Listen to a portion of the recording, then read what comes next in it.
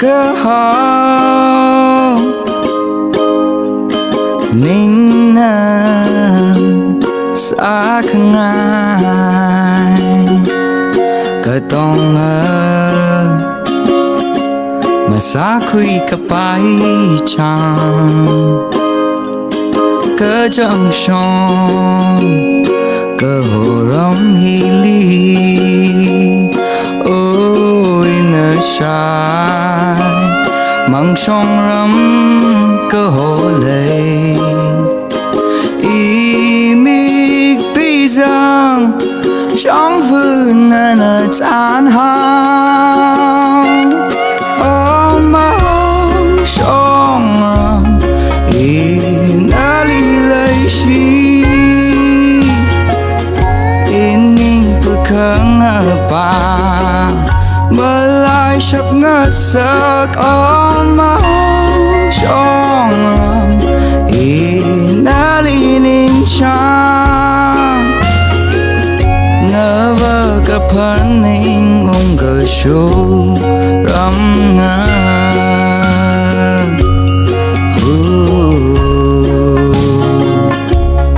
ninh mơ nguy giàu ráng ai son lơ lơ cơ chẳng son mà khờ lần ba ta lơ lơ phần ninh son đắm cơ chi măng sông răng cơ hồ lấy khơi in ninh thô lan cái xa ring pa y mi pi giang trong vườn nở chán hao ôm măng sông rắm y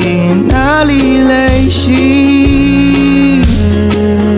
in ninh bực khăng pa mơ lại sắp ngỡ sợ ôm măng sông rắm y nở li ninh chang nở vơ cả phần ninh ung gờ shu rắm na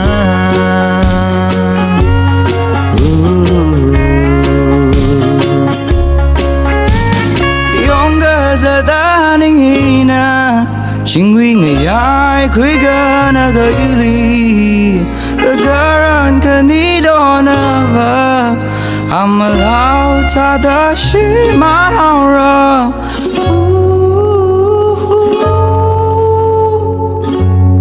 ôm măng sông rắm y nở li lấy chi in ninh bực khăng pa mơ lại sắp ngỡ sợ ôm măng sông rắm y nở li ninh chang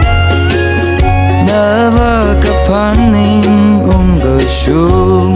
rắm na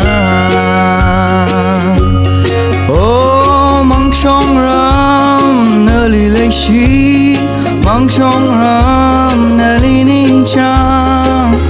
nở vơ cả phần ninh ung gờ shu rắm na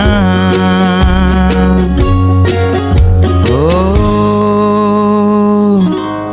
măng sông rắm